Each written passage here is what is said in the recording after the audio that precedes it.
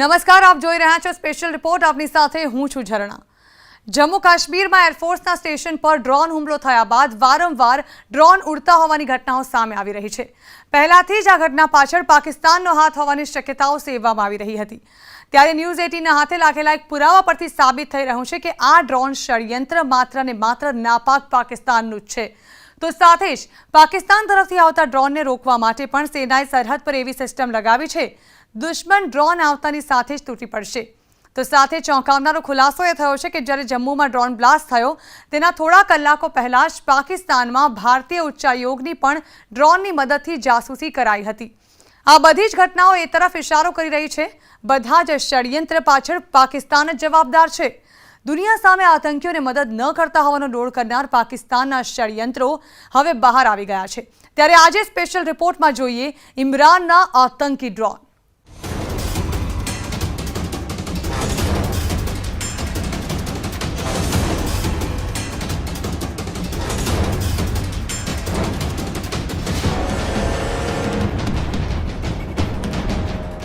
26 જૂનના રોજ જમ્મુમાં સેનાના એરફોર્સ સ્ટેશન પર થયેલા ડ્રોન બ્લાસ્ટ પાછળ પાકિસ્તાનનો જ હાથ હોવાનો ખુલાસો થઈ ગયો છે. બ્લાસ્ટની ઘટના બાદ NIA સહિતની તપાસ એજન્સીઓ રાત દિવસ સતત તપાસ કરી રહી હતી. ત્યારે આવા સમયે ન્યૂઝ 18 પાસે એક એવી તસવીર હાથ લાગી છે જે સાબિત કરી રહી છે કે ડ્રોન પાકિસ્તાન તરફથી જ આવ્યા હતા અને બ્લાસ્ટમાં વપરાયેલ RDX પણ પાકિસ્તાની સેના પાસેથી જ લેવામાં આવ્યો છે. એટલે કે જમ્મુ કાશ્મીરમાં થયેલા ડ્રોન હુમલામાં માત્ર ને માત્ર પાકિસ્તાનનો જ હાથ હોવાનો ખુલાસો થઈ ગયો છે.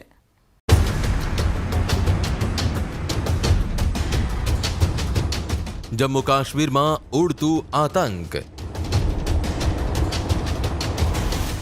ડ્રોન હુમલામાં પાકિસ્તાનનો છે હાથ. ન્યૂઝ 18 પાસે નક્કર પુરાવા. જમ્મુ કાશ્મીરમાં ઉડતા ડ્રોનનો આતંક વધી રહ્યો છે. જમ્મુના એરફોર્સ સ્ટેશન પર ડ્રોન અટેક પછી સતત જમ્મુમાં સેનાના ઠેકાણાની આસપાસ ડ્રોન ઉડતા દેખાઈ રહ્યા છે. ત્યારે ન્યૂઝ 18ને મળેલા નક્કર પુરાવા પરથી એ સાબિત થઈ રહ્યું છે કે આ ડ્રોન હુમલા કરવા પાછળ બીજું કોઈ નહીં, નાપાક પાકિસ્તાનનો જ હાથ છે.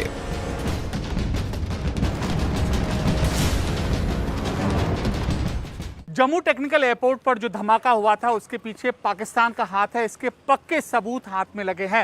न्यूज़ 18 इंडिया के पास ऐसी सुपर एक्सक्लूसिव तस्वीर है जो इस बात की ओर इशारा करती है कि पाकिस्तान की शह पर ही इस पूरी साजिश को अंजाम दिया गया था.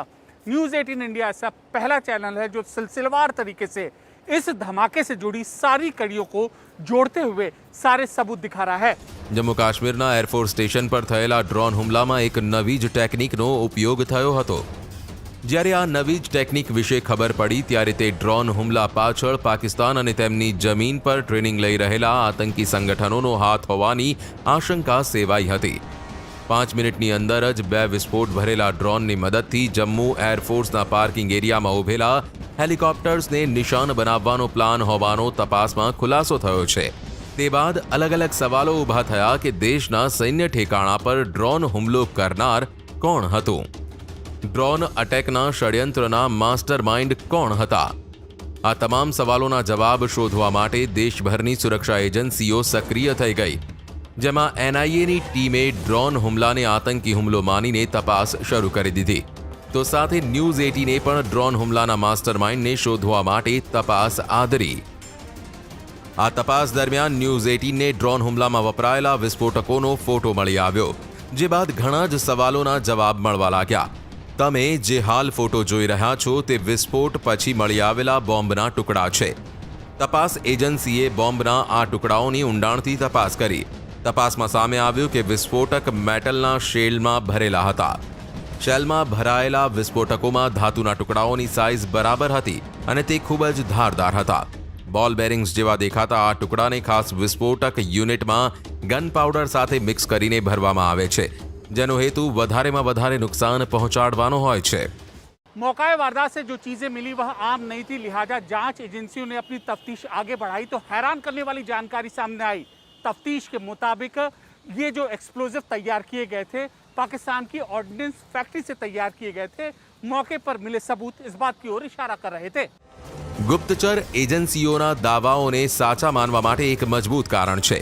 એનઆઈએને વિસ્ફોટકોની તપાસમાં આરડીએક્સ હોવાના પુરાવા મળ્યા.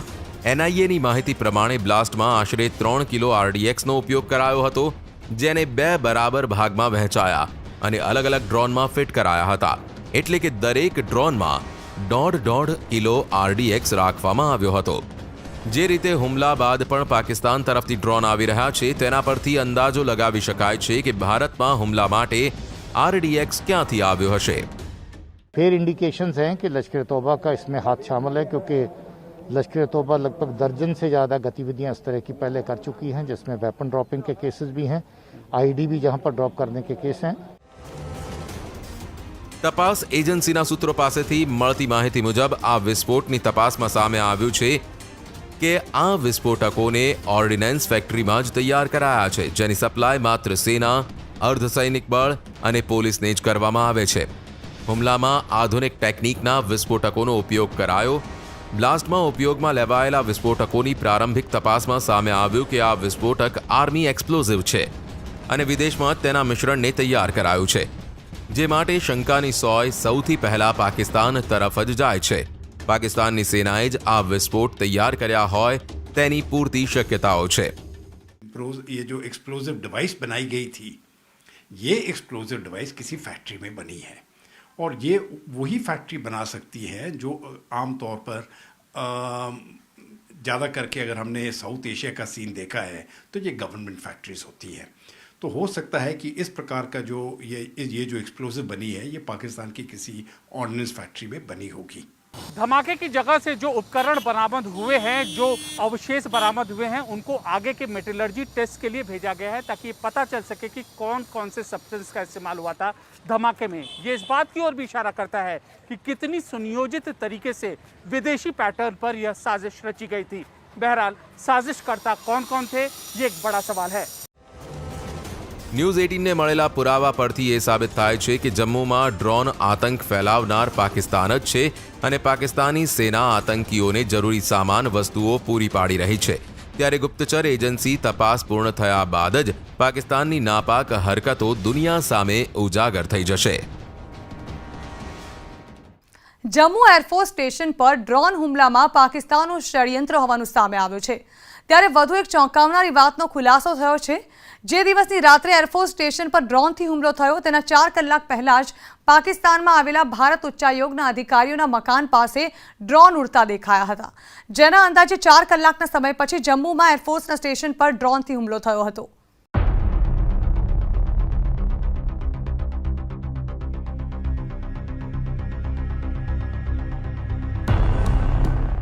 ઇમરાનના જાસૂસી ડ્રોન. જમ્મુના એરફોર્સ સ્ટેશન પર થયેલા ડ્રોન હુમલા પાછળ પાકિસ્તાનનું ષડયંત્ર હોવાની શક્યતા છે. ત્યારે પાકિસ્તાન ઇસ્લામાબાદમાં ભારતીય ઉચ્ચાયોગની જાસૂસી કરાવતું હોવાના આરોપ લાગ્યા છે અને આ જાસૂસી માટે પાકિસ્તાન ડ્રોનની જ મદદ લઈ રહ્યું હોવાની વાત સામે આવી છે. पाकिस्तान अपनी राजधानी इस्लामाबाद में भारतीय उच्चायोग की जासूसी करा रहा है. खबर है कि 26 जून की रात को इस्लामाबाद के भारतीय उच्चायोग ड्रोन देखा गया था. भारतीय उच्चायोग में मंडराता हुआ ड्रोन खतरे की घंटी था, क्योंकि 26 जून की रात को ही करीब 2 बजे जम्मू के एयरफोर्स बेस पर ड्रोन से धमाके किए गए, जिसमें एक इमारत को नुकसान हुआ और 2 जवान घायल हुए. હાઈ સિક્યોરિટી ઝોનમાં ડ્રોન ફરતા મળવા એ ખતરા સમાન વાત છે. ત્યારે આ ઘટના પરથી સ્પષ્ટ થઈ ગયું છે કે પાકિસ્તાન ઇસ્લામાબાદમાં ભારતીય ઉચ્ચાયોગની જાસૂસી કરી રહ્યું છે. ऐसी बेहुदा हरकत सिर्फ पाकिस्तान कर सकता है और कोई राष्ट्र नहीं कर सकता. एक तो जम्मू में आपने ड्रोन भेजा और जम्मू के एयरफोर्स बेस में आपने हमला किया. आप वहीं पर नहीं चुप बैठे, आपको शर्म वहीं पर भी नहीं आई. आपने हमारे इंडियन एम्बेसी में जो पाकिस्तान में स्थित है वहाँ पर भी आपने ड्रोन भेज दिया. इतनी हिम्मत हुई आपकी. आपका हाई सिक्योरिटी जोन है वो, आपका वहाँ पर तगड़ी सिक्योरिटी होती है और वो वीआईपी एरिया कहा जाता है. ऐसा कैसा आपका वीआईपी एरिया है? ऐसे कैसे आपकी शर्मनाक हरकतें रहती है पाकिस्तान की हर बार? FATF के ऑलरेडी ग्रे लिस्ट में आप आ चुके हैं. आप पूरे दुनिया में आप मशहूर हैं आतंकवाद के खेल के लिए, और फिर भी आप इतने बोल्डली इतनी ऐसे कदम उठाते हैं कि जो आपको शर्मिंदा ही शर्मिंदा करते हैं और कुछ नहीं करते. अगर आपको ये सारी चीज़ें कंटिन्यू करनी है तो फिर भारत भी तैयार है आपको एक बार मुंह तोड़ जवाब देने के लिए, और ऐसा जवाब मिलेगा ना कि फिर से आप उठ नहीं पाएंगे। ત્યારે આ સમગ્ર ઘટનામાં ચોંકાવનારી વાત છે કે આ ડ્રોન 26 જૂનની રાત્રે જોવા મળ્યા હતા અને 26 જૂનની રાત્રે જ જમ્મુ એરફોર્સ સ્ટેશન પર ડ્રોનથી હુમલો કરાયો હતો। ये एक इंटरनेशनल लेवल पे मैं कहूँगा यूनाइटेड नेशंस रेजोल्यूशन और ये इंटरनेशनल ट्रीटीज़ का एक सीधा सीधा उल्लंघन है, क्योंकि एम्बेसी जो होती है, एम्बेसी की जितनी वो बाउंड्री होती है वो एक सॉवरेन नेशन की होती है। जिस नेशन की वो एम्बेसी होती है वो उसकी सॉवरेन टेरिटरी होती है, उसके ऊपर कोई भी आप ऐसी इंट्रूजन नहीं कर सकते। और पाकिस्तान ने ये जो किया है, तो मैं तो कहूँगा कि भारत को ये जो मुद्दा है ये यूनाइटेड नेशन में भी उठाना चाहिए, इसको G20 में भी ले जाना चाहिए और सारी दुनिया के आगे ये रखना चाहिए कि पाकिस्तान जो है वो इंटरनेशनल नॉर्म्स के खिलाफ चल रहा है और एक ऐसा मुल्क बन रहा है कि जो आतंकवाद और उसको आतंकवाद को बढ़ावा देने के लिए ही है। भारतीय उच्चायोग के एक अधिकारी ने बताया कि 26 जून की रात को करीब 10:15 पर ड्रोन देखा गया। ड्रोन हाई कमीशन के उस इलाके में देखा गया जहां कर्मचारियों और अधिकारियों के घर हैं। अधिकारी के मुताबिक घटना उस वक्त हुई जब हाई कमीशन में आज़ादी की 75वीं वर्षगांठ की तैयारियों की रिहर्सल चल रही थी। ભારતીય ઉચ્ચાયોગના આ વિસ્તારમાં ડ્રોન ઉડતા હોવાની ઘટના બાદ ભારતે આ મામલે પાકિસ્તાની વિદેશ મંત્રાલયને કડક શબ્દોમાં ફરિયાદ કરી છે। ડ્રોન દ્વારા જાસૂસી કરવા અંગે હાઈ કમિશનને કડક વાંધો ઉઠાવ્યો છે। ફરિયાદમાં કહેવામાં આવ્યું છે કે ડ્રોન ભારતીય રાજદ્વારીઓની સુરક્ષા માટે ખતરો છે, સાથે જ રાજદ્વારીઓના પરિવાર માટે પણ જોખમરૂપ છે। હાઈ કમિશને કહ્યું છે કે પાકિસ્તાન દ્વારા જીનીવા સંધિનું ઉલ્લંઘન કરવામાં આવી રહ્યું છે। Look, regarding the Jammu Air Force Station case, the investigation is in progress. As far as terrorism and terror financing is concerned, we have a zero tolerance policy. જ્યારે ભારતીય વિદેશ મંત્રાલયને જાણ થઈ કે પાકિસ્તાન દ્વારા ઇસ્લામાબાદમાં ભારતીય ઉચ્ચાયોગની ડ્રોનની મદદથી જાસૂસી કરાઈ રહી છે, ત્યારે ભારતીય વિદેશ મંત્રાલયે પાકિસ્તાનને સ્પષ્ટ શબ્દોમાં ચેતવણી આપી દીધી છે। वहाँ जो हमारा हाई कमीशन है, अगर वहाँ इस तरह की चीज़ें हुई तो ये सचमुच एक बहुत गंभीर विषय है और इसको मैं समझता हूँ कि प्राथमिकता के आधार पर पाकिस्तान की हुकूमत को इसकी छानबीन करके, तहकीकात करके दूध का दूध पानी का पानी सामने ला। ઇસ્લામાબાદમાં ભારતીય ઉચ્ચાયોગમાં ડ્રોન દેખાવા અને તેના લગભગ 4 કલાક પછી જમ્મુ એરફોર્સના સ્ટેશન પર ડ્રોનથી હુમલો થવો એ માત્ર એક સંયોગ નથી લાગી રહ્યો। ત્યારે NIAની ટીમ આ દિશામાં પણ પોતાની તપાસ ચલાવી રહી છે અને ડ્રોન હુમલાના પાકિસ્તાન સુધીના તાર શોધી રહી છે। તો આ સાથે સ્પેશિયલ રિપોર્ટમાં હાલ રોકાઈશું એક નાનકડા બ્રેક માટે।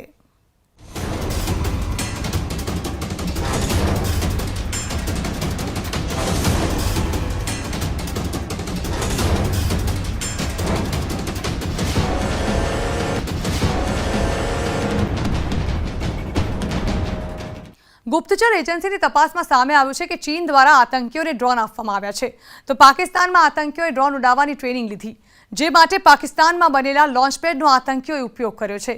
ત્યારે જમ્મુમાં આતંકીઓ વારંવાર ડ્રોન મોકલતા હોવાથી આતંકીઓને જવાબ આપવા માટે સેનાએ પણ કમર કસી છે અને સરહદ પર ઇલેક્ટ્રો ઓપ્ટિકલ ડ્રોન સિસ્ટમ તૈનાત કરી છે, જે આતંકીઓના ડ્રોનને ભારતીય સરહદમાં ઘૂસતાની સાથે જ નેસ્તોનાબૂદ કરી દેશે।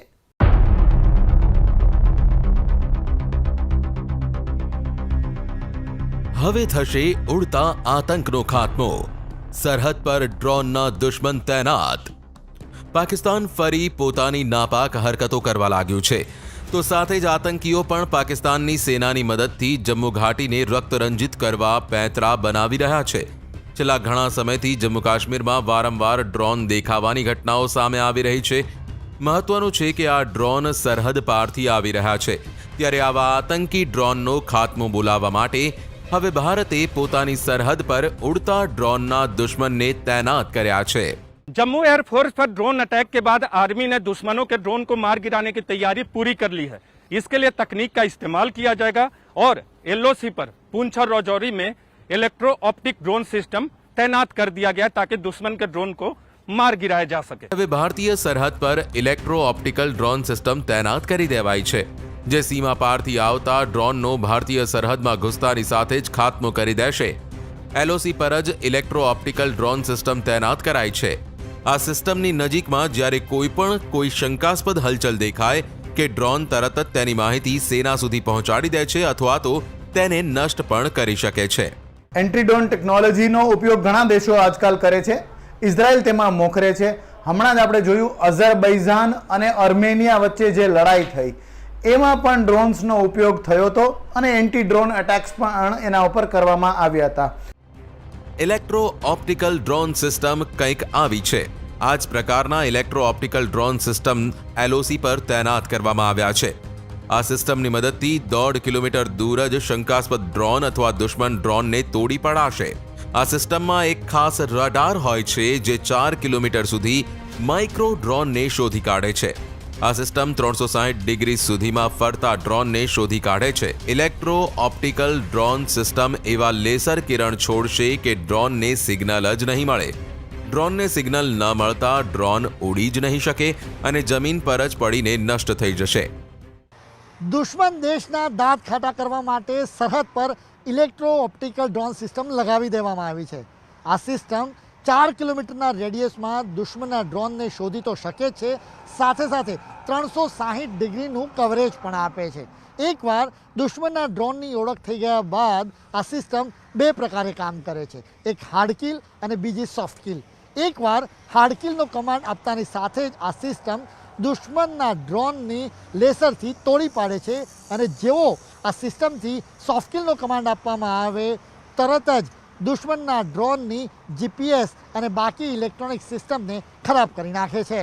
ગુપ્તચર એજન્સીને મળેલી માહિતી પ્રમાણે આતંકી સંગઠનો પાસે ડ્રોન ઉપલબ્ધ છે જે આતંકીએ હાલમાં ચીન પાસેથી ખરીદ્યા છે.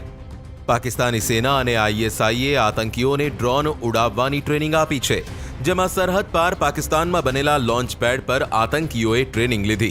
ड्रोन पार से उड़ा या फिर बॉर्डर के आसपास से या इंटरनली कहीं से उसको उड़ाया गया. फिर इंडिकेशंस हैं कि लश्कर तौबा का इसमें हाथ शामिल है, क्योंकि लश्कर तौबा लगभग दर्जन से ज़्यादा गतिविधियां इस तरह की पहले कर चुकी हैं, जिसमें वेपन ड्रॉपिंग के केसेस भी हैं, IED भी जहां पर ड्रॉप करने के केस हैं. ચીન પાસેથી ખરીદેલા ડ્રોન 20 કિલોના વિસ્ફોટકો સાથે ઉડી શકે છે. આતંકીઓ પાસે આવેલા નવા ડ્રોન અંદાજે 25 કિલોમીટર દૂર સુધી ઉડી શકવાની ક્ષમતા ધરાવે છે. ત્યારે જમ્મુ એરફોર્સથી સરહદ વચ્ચેનું અંતર માત્ર 14 કિલોમીટર છે. આ જ કારણે પાકિસ્તાન પર જમ્મુ ડ્રોન બ્લાસ્ટનો શક તમામ લોકોને જઈ રહ્યો છે.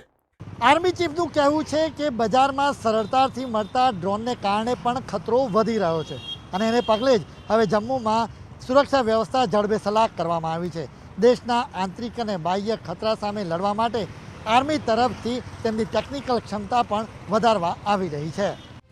સેનાએ જમ્મુમાં ઓપરેશન ઓલ આઉટ ચલાવીને આતંકીઓનો ખાત્મો બોલાવી દીધો છે, જે બાદથી આતંકીઓની બોલતી બંધ થઈ ગઈ હતી. પરંતુ હવે આતંકીઓએ ચીન પાસેથી ડ્રોન અને પાકિસ્તાન પાસેથી ટ્રેનિંગ લઈને ડ્રોનથી હુમલા કરવાના શરૂ કર્યા છે.